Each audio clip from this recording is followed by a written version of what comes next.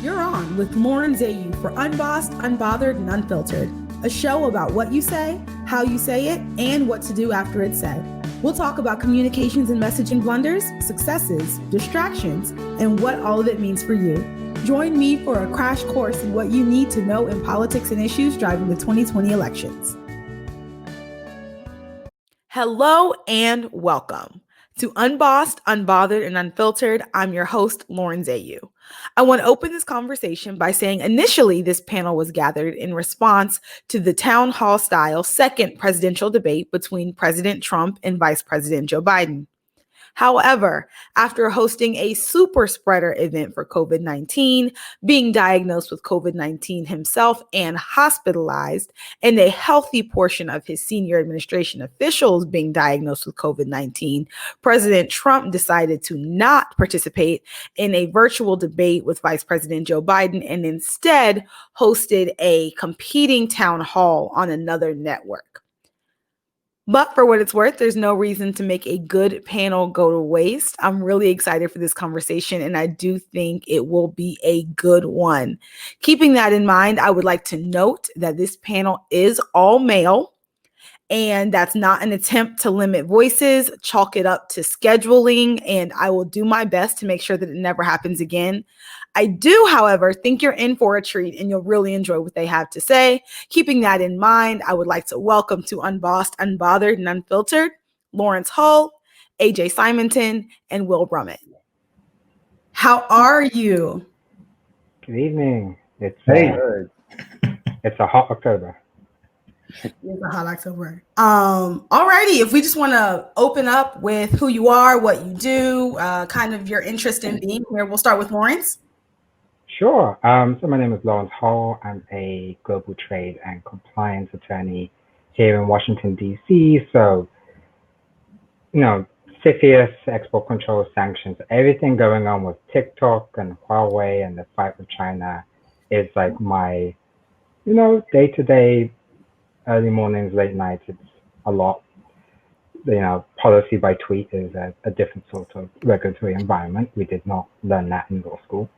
So, could tell by accent, I'm originally from the United Kingdom, proud son of South London, born to West Indian parents and grew up there. And then when I was 18, got bored and went to Morehouse College in Atlanta, where I met Lauren and AJ. And Lauren, I think we actually might have met at a mutual friend's wedding or something like that. So, yes, it's a whole story, but Lauren has been one of those people who's been like killing it in the background, and very much glad to be here on the show with you. I'd be remiss if I did not say I went to Harvard Law School, but I think that, now we just need a dumb rocket scientist because of Ted Cruz. We know Harvard Law doesn't really mean much. Because of Ben Carson, we know brain surgery doesn't mean much. So just need one more for the trifecta. So that's it from me. All right. Thanks for being here, Lawrence. AJ? Well, don't forget Kayleigh McEnany, too, Lawrence. I'm AJ Simonton. I'm an attorney. I'm born and raised in Indianapolis, Indiana. Graduated from Morehouse College with a degree in political science, like half of my law school class. Went to Notre Dame Law School, graduated just less than a year ago, last May. And so I've been practicing civil litigation for the past, it's not a couple months, but several months. And so I'm still kind of getting up to speed. But it's been an interesting time to be a Notre Dame alum with our professor, Amy Barrett, being nominated. I've gotten a lot of texts from liberal friends who are a bit concerned. But I'm looking forward to talking about my experience at Notre Dame and sharing some thoughts about Professor Barrett. And very much appreciate being on the show and you thinking of me, Lauren. Lauren, I think you were one of the first people I met in the AU Center back in the day, 2010. We definitely met early freshman year. I do remember. Yeah. I'm glad to have you, AJ. Will? Hi, everyone. I'm Will Brummett. My day job and profession is I work with college students at the intersection of civic engagement and social activism and community service. And I work currently for George Washington University and their Center for Civic Engagement and Public Service. And so I've spent basically my whole career, the last 7 to 8 years, trying to work alongside 18 to 22-year-olds in the intersection between mobilizing them in the community, but also listening and prioritizing community voice, and particularly in this election season, the community vote. I'm born and raised from a small town, Jefferson City, Tennessee, which is in the heart of Appalachia in East Tennessee. So you will hear me say some words that you probably don't pronounce the same way. But I'm proud of that, proud of coming from there. I went to, my university was Elon University in North Carolina, where I studied the intersection of religious studies and political science. And then I later got my master's degree in community development. I'm super excited to be here. Moving to DC, we just moved about a year ago, my partner Grace and I. And Lauren was the first person I met in DC who would let me, who I could talk politics with. And my partner Grace is not very political, and so she would just send me off to Lauren to talk about the election, talk about the debate. And so I've long been a fan of Lauren's brilliance and the way she thinks about things. And I'm privileged to go to Elijah and Lauren's church as well in DC. So I'm super excited, really excited to learn from Lawrence and AJ. I'm super glad we have two lawyers on this call because we're in some interesting legal times we're in. So yeah, with that, I'll kick it back to you, Lauren. Yeah, I definitely think interesting is one way to describe them. Legal is another interesting word to use. But keeping that in mind, since we're already on legalities, let's transition to the Supreme Court hearings that were happening this week.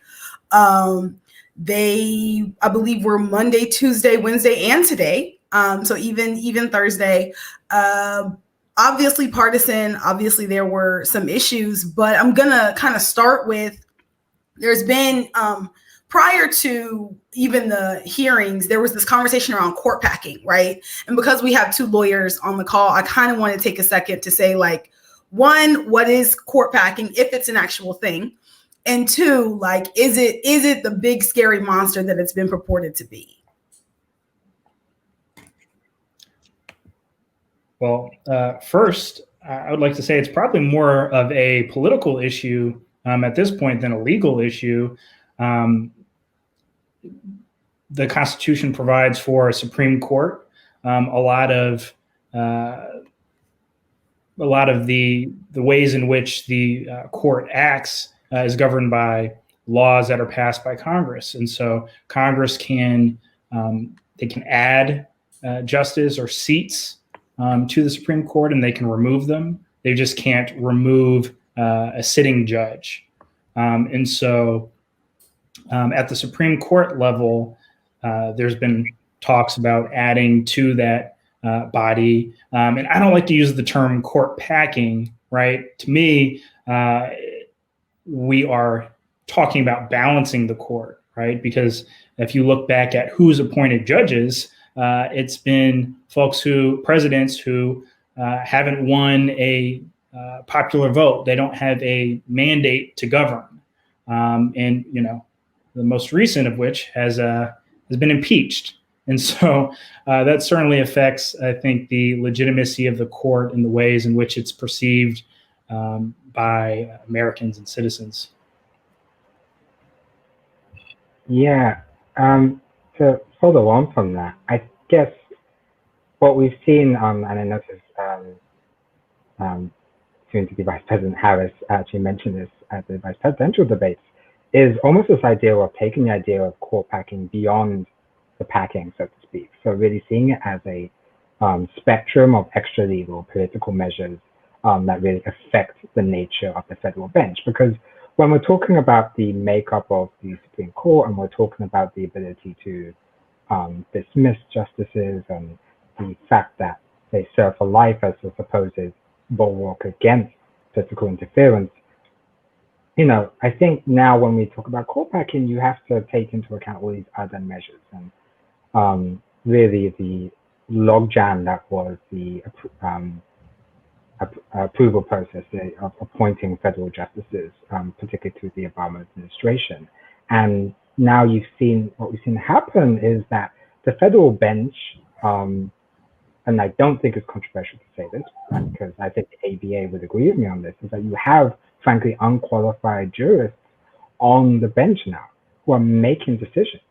And yes, as a corporate lawyer, and I know my colleagues would agree with me in railing against federal court decisions, but I think there's a difference between justices who you may disagree with and justices who you think are fundamentally unqualified for the position. So what you're seeing within the Trump administration is plenty of these hacks, frankly, being put on the bench. And it's deeply ironic now that you have someone like a likely soon to be Justice Barrett, who's actually like an able, qualified, talented jurist who, maybe should have stuck to her principles and stuck to her path as a principled jurist and said, you know what, this is not the right time to be stepping up to the bench in these sorts of circumstances. And I don't think that would have really harmed her interest long term, and especially when you look at the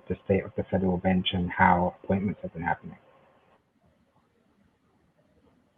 I think that's a really good point, particularly, and Will, I'm interested to have you weigh in on this politically, because the federal judiciary has been, as Lawrence was referencing Senator Harris's statement, has been flooded with conservative judges. And it's interesting to see the way that ends up playing out, because something that happened is in the voter suppression efforts that have been happening nationwide, whether it was, trying to stifle the postal service or limiting or putting up decoy ballot boxes. Governor Greg Abbott of Texas ended up saying one box per county, including, again, somewhere like Harris County, which hosts Houston, Texas. I believe it's the 4th largest city in the country. Something around like 5 million people live there. And they're saying one voting drop off for that county. And so there was this hurrah when a federal judge said, no, you can't do that. But then 3 federal judges came back and said, actually, it's completely and totally fine. And so when we are realizing now the implication of these judges and what they can do, can we talk about what it looks like for Republicans to have filled these lifetime positions with people who will appear to weigh in even on political matters? Yeah, I mean, I think the thing that I think about first off is just when thinking about particularly the last 6 years under Mitch McConnell's, I wouldn't call it leadership, I just call it his reign, is that I think it's important for Democrats also really to know politically that this has been intentional. This has been in the books for 20 to 30 years, the long-term game to completely change the federal bench and also state Supreme Court level benches as well. And so I think for me on a political thing, it's not the question of is it legal, but was it strategic? And for Democrats, the question becomes, we haven't done as good of a job thinking, maybe since the 60s or 70s, we haven't really done a good job thinking about how do we fight for or to maintain the bench on a federal or state level. And so I think from McConnell's completely ignoring any Obama federal bench appointee, like I think it's like 28% he passed or considered his last 2 years. And it's like by far the lowest the last few presidencies, to then them changing the rule around we're not going to listen to Merrick Garland. Poor Merrick Garland, pour him a drink wherever he's at right now in D.C.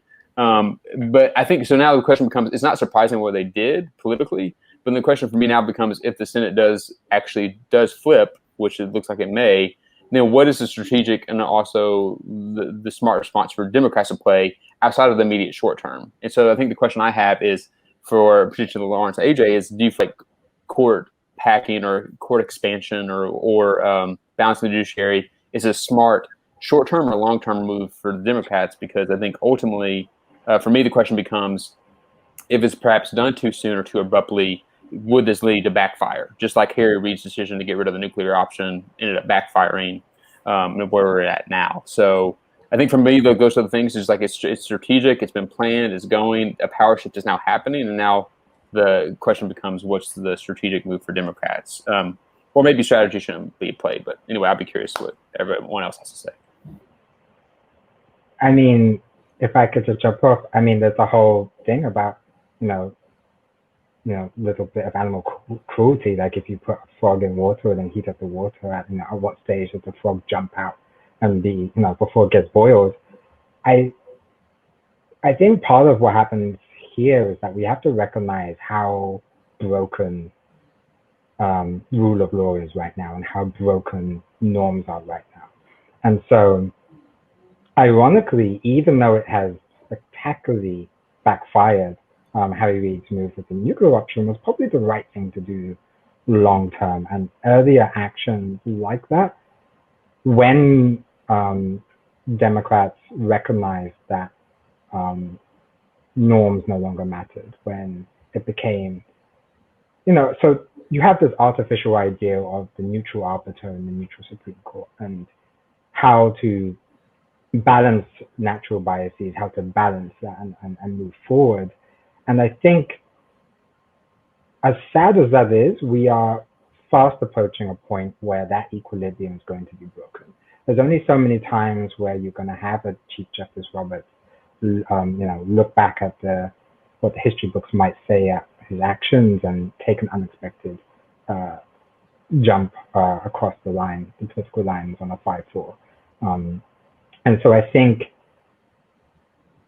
when you're facing an opponent that has so little regard for the rule of law, when you're facing an opponent that has so little regard for norms, when you're facing an opponent that has so little regard for political legitimacy, quite frankly, I think you have to stop worrying about the optics and just do the right thing for, frankly, your ideological goals in the future. And I think for all the criticisms we've had of the Republicans and the GOP, they have very clearly decided that if we are going to achieve these certain goals for the long-term health of our ideology, I do believe that they genuinely think that to mold a conservative country in their image, that they have to take these, frankly, reprehensible actions in terms of the rule of law, in terms of norms, in order to get where they want to be. And so I think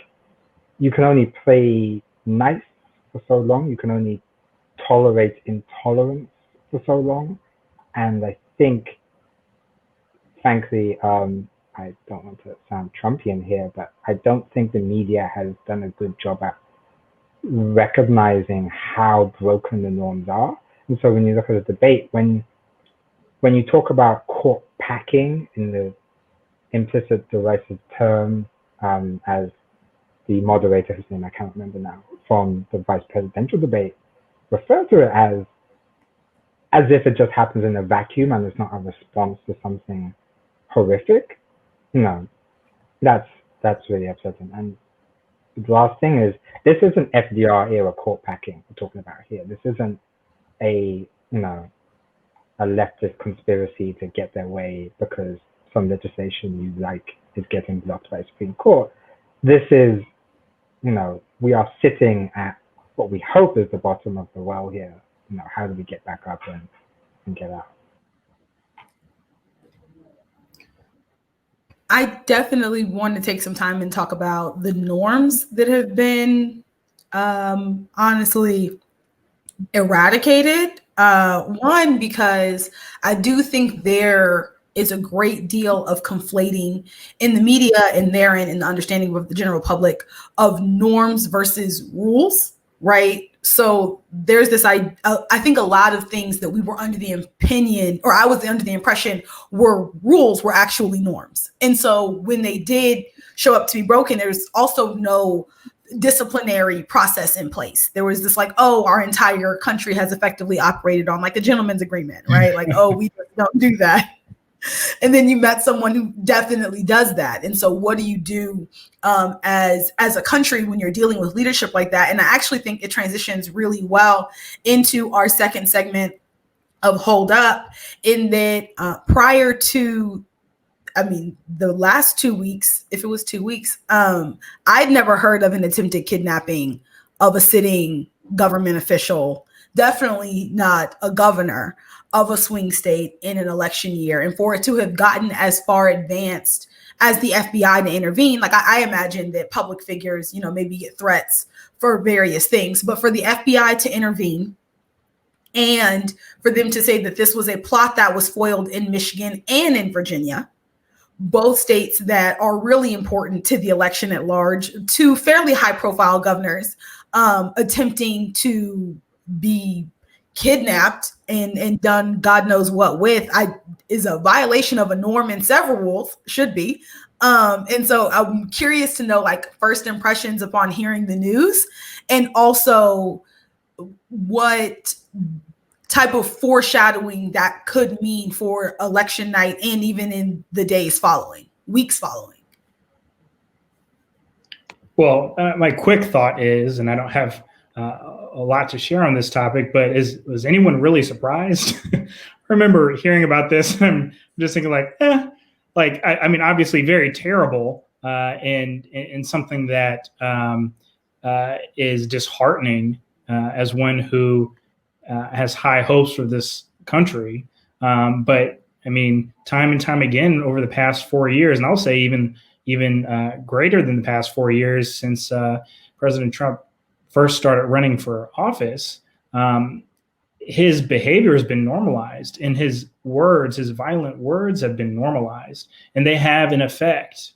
You see an increase in right-wing extremism, and that's not entirely on him, but he hasn't done what traditionally a president has done, which is to bring us together when there are certain events.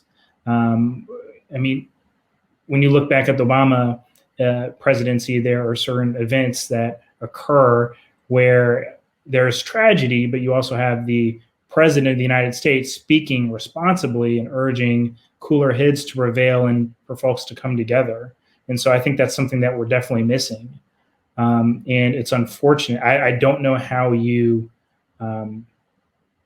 move forward, and I'm quite fearful of what happens if the polls are correct and it's not even close and he leaves office. Can we count on him to act responsibly after the election's over? And he's been asked about that transfer of power should it happen, and he hasn't given an answer that has been responsible or conducive to that norm that's been established of the candidate who doesn't win affirmatively reaching out and acknowledging defeat. And I think that's certainly scary. I mean, you already see the effects on the streets of people counter protesting with weapons and intimidating protesters. I'm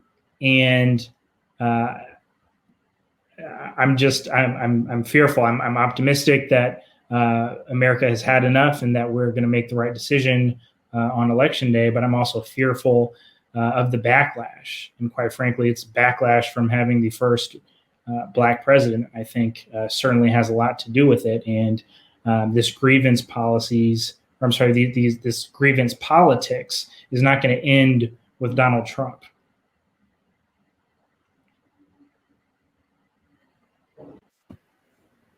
Fair point. I'm torn on a couple fronts, right? One is, so I was initially very frustrated with the news, primarily because the visual I have is that these are gun-toting, probably arrest-resistant old white men, and all of them are taken in alive as they actively fight or attempt to overthrow a sitting governor, right? And on the heels of a summer like the one we had, chock full of Black people killed for minding their business in their own homes, going for jogs, in these other spaces, it's frustrating to think that even when white people are demonstrably dangerous, with pure intention laid bare, there is not the same response to that there is to Black people minding their business. The second thing was that and maybe I should have thought about this. So one, Virginia is where Charlottesville happened, and we know that Charlottesville was a coordinated attack. And so Michigan and Virginia, both having attempts on their governors, to me said that there is a larger coordination happening that I think alarms me a bit more than if these events had been isolated. And so for them to be governors of swing states and high profile And it that was what was primarily concerning for me. I do think this also, because we can't, we have to acknowledge all of these things work together. This is on the heels of the Proud Boys comments, right? This is on the heels of this is including a president who, to AJ's point, has stoked violence literally since he stepped on stage in 2015. And so it definitely feels like a tension leading to a culmination point that, like, I honestly think win or lose on election night will happen. Is kind of where I am. Will, you look like you had something to say? Yeah, no, I just agree with you. I think, again, going to on a different point, this has been strategic and happening in both coordinated and isolated cells for a long time in terms of right-wing militias, also right-wing white supremacist groups acting in coordinated effort. And I think the easy thing to do is read the CNN headline and sort of laugh at it. I mean, they call themselves the Wolverines Watchmen. Their plan was to dress up as a pizza delivery guy with 3 bullets in their gun, kidnap her, and put her on a boat in Lake Michigan, according to the court hearings today. That was the plan. They're going to hold her for treason, ship her on a boat in Lake Michigan, and then that was that. But it's also coordinated as concerned because if you read a little bit deeper, it was also that they said that FBI has been monitoring 5 different states where this was potentially being coordinated. And also, like you said, Lauren, looking at the Proud Boys and everything else that's been going on, is that unfortunately this is not new, and it is scary, and it's getting to the point where President Trump has actually, I would say it is conscious and it is deliberate. Of like a few weeks ago, a couple months ago, he literally tweeted like "Liberate Michigan," and then today, when talking about Governor Whitmer, he literally said she's a dictator of Michigan. So for a certain group of individuals who believe that their state completely is being overrun and they have the means and the ends to try to organize to remove her, then that's they're using Trump's inspiration and example to follow to do that. Thank goodness the FBI did their job and did well infiltrating and stopping them. But I think it's interesting that when you have when the Trump administration's own FBI director talks about the biggest domestic terrorism threat is typically right-wing militias. And we had I didn't realize this, but I've been reading about this today. We have over 100 different arrests last year for domestic terrorism plots alone. Over 100, right? And we think about the disproportional response that happened, particularly towards Black and brown communities and Muslim communities after 9/11. And then we let white men off the hook completely. We're like, oh, they're just exhibiting their Second Amendment rights and boys will be boys, or whatever it may be. And it's concerning. And I think I think it's just something that people need to be vigilant. One thing that's interesting is Georgetown Law recently released, I was on a call where they released a state-by-state guidelines about the legal limits of militias and what they can or cannot do. And the difference between your Second Amendment, the right to bear arms, and then also what's actually classified as a militia in your state. And they were doing this merely to let people know at polling stations and everywhere else where people may be standing back or standing by or watching the polls to know what people, if they're there, what their legal rights are and what they actually aren't, and so they can report them. And so I think it's a sad era that we're in, but it's surprisingly very intentional. It's been long running, and I think we need to be smart and we need to be observant of what the limits are, and then also when hopefully they do cross that line, they're held accountable. And like you said, Lauren, I think it is really sad that 14 different white men have been charged, and they've all been brought in and held harmless, and then we have people who are just profiled or suspicious, deemed suspicious, and then they get shot and killed in their homes. So it's unjust, definitely reality. But unfortunately, the thing we can do right now is be aware as best we can. Yeah, I'd also add that one of perhaps the craziest thing about this is that basically for as long as the FBI has been tracking it, they've always been worried about white supremacist violence. And so, I remember going to I believe it was at the FBI headquarters, and we had a talk from an FBI agent, and we were talking to him about all of the different aspects